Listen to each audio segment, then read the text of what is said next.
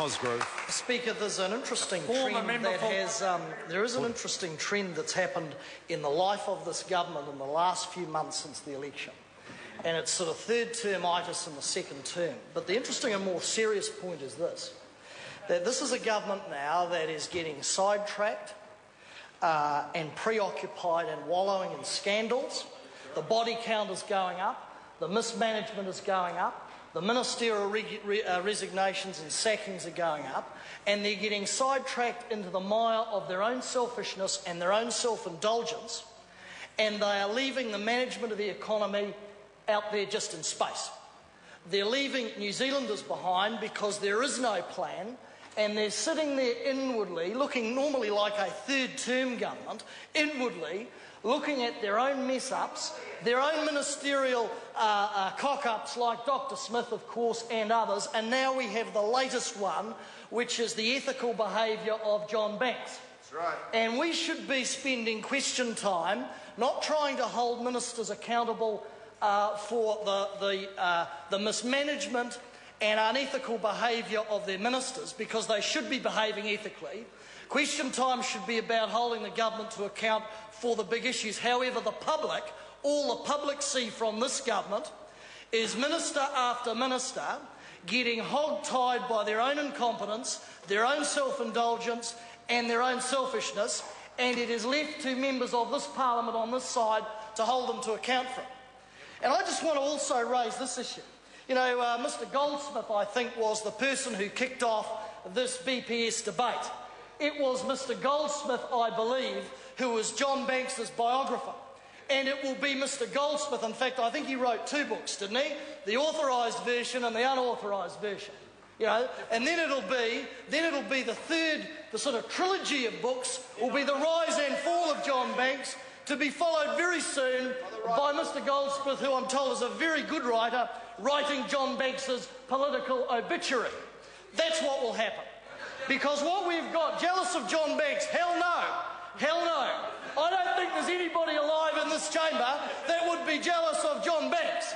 No way, I don't think. Especially, you know, those of us who value our memory and our mental faculties and can remember our own name and where we come from and what our job is. We know what a helicopter does. So does Ann Tolley, of course. She spent a fair bit of time flitting around universities at Auckland.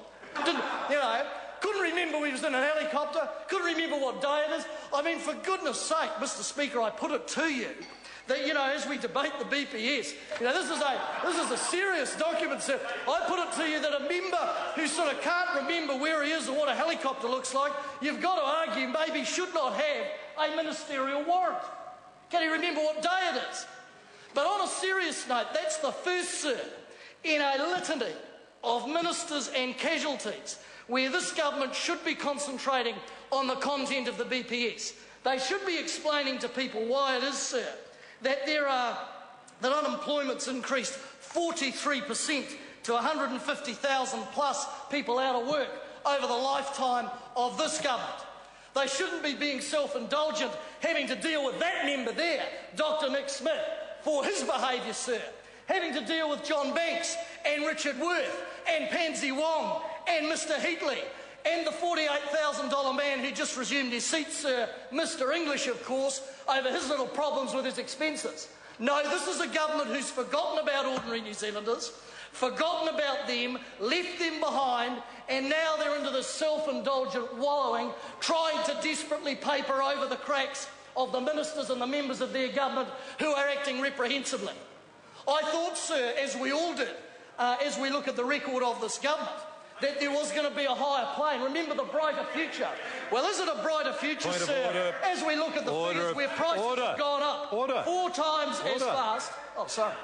Point of order, the Honourable Ann. Sorry, I got carried away. Point of order, Mr Speaker. I have listened very carefully to the introduction to this speech. And I ask you, sir, that just referring to the fact that it is a budget policy statement speech surely does not bring a mass of wallowing in ministerial actions into scope. Order. Member knows it's out of order to interject when a point of order is being heard. The member is questioning asking that the Speaker be brought back to the subject of the debate, which is a debate on the budget policy statement. I had been indicating to the member that he was staying away from the debate for some period of time, and it does require just a little more than referring to the title of the debate. I'd ask the member now to come to the substance of the debate. The Honourable Clayton Cox. I thank Ms Tolley for agreeing with me and conceding that a lot of ministerial wallowing has certainly happened. So if we're going to deal, sir, with the BPS, and we're going to look at the record of this government, let's look at the record of that minister and her government, shall we? Let's look at this. Prices went up nearly 4 times as fast as incomes in the last 3 years. There you go, strike one. As we've said, 43% increase in unemployment. 83,000 young New Zealanders, sir, out of work, not in training, wallowing on the dole or out there in the wilderness, sir. And they hang it all, sir, one on the GFC and secondly on the Canterbury earthquake. Well, I put this very simple equation to Ms Tolley. I will make it very simple, sir, very simple, because I know mathematics is not her forte. When you have 83,000 young people, to Ms Tolley, sir, who are not in training, not in school, wallowing out there, and then in Christchurch you have the biggest training scheme known to man called an earthquake to rebuild the show, why is this government so inept that they cannot marry those two issues together and put young people to work rebuilding our second largest city? Oh no, not a lot of sort of sounds coming out of the sort of hollow one in the front row. Not at all, sir. Is there a plan here? The only plan, sir, seems to be asset sales.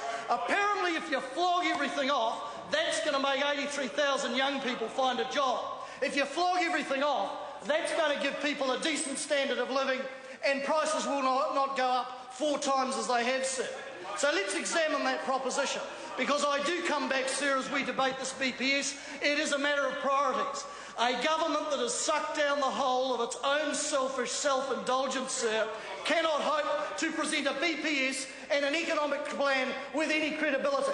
When the Prime Minister and other ministers, day after day, have to get up and defend their unethical behaviour, sir, when they have to get up and try and paper over the cracks of their ministers who've run amok, the people of New Zealand look at this and say they should be spending every moment of their time in this place coming up with a plan to help our communities, not the selfish self-indulgence that they've engaged in since the election, especially that one down the back there, sir, who looks through his nose, down his nose at us, sir. I say this, if you look at the state-owned assets, oh, he woke up. If you look at the state-owned assets program, sir, here's the justification that's been put up. Here's the grand plan. We've got to sell assets off, they say, because they have to grow and prosper. Now, we all want them to grow and prosper, but they say in order to do that, there must be capital injected into them, and the government, of course, has no money, they tell us. Then Mr Ryle, of course, admits that if they face a dilution equation, in order to maintain 51%, they'll borrow, they'll go into debt, they'll use taxpayers' money. To quote Mr Ryle, they'll do whatever it takes to keep the 51% up. They also promised that they wouldn't be tricky with the asset sales debate. They say 51% ownership means we're in control.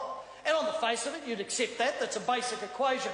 Until you look at the legislation and you find out that the door is wide open for non-voting shares to be issued, where a government, the Crown, may take 51% of the control, but may have far less than 51% of the allocated dividends, sir. That's a big issue that will be examined as we go on. No guarantees about Kiwis going to be first in the queue. No guarantees at all. No plan in terms of that. No explanation and admission that Kiwis already own these assets, and no economic plan. So I say, as they sort of wallow in their self-indulgence, as day passes and another minister runs amok, one minister looking after his mates, gone, another minister looking after his mates, on the way out, the body bags are being measured up for the short man as we speak, and then we have a litany of ministers, sir, who have run amok. People in New Zealand, oh yes, oh you're one of them as well. Heatley, English, and the rest, sir, and the rest. And people of New Zealand are looking at this government and saying, where is our brighter future? Where is the plan? Where is the concern for us as a community? Where are the jobs? Where are the great reforms we were promised? And where is the economic growth? Oh yeah, have a good laugh. Have a good laugh. But the people of New Zealand aren't laughing, sir, and the 83,000 young people who are on the dole aren't laughing, sir, And the pensioners who can't make ends meet because of this government aren't laughing, sir, as the prices go up 3 or 4 times. And there is no plan exhibited in this BPS. In fact, if you look at the record of this BPS, sir, it is a shocker, because they're an inward-looking government, looking down the tunnel, trying to paper over the cracks of all the mistakes and incompetence their ministers are making. All the mistakes and incompetence their ministers are making. And it will come out as we go through. Today it's .com, tomorrow it'll be something else, sir.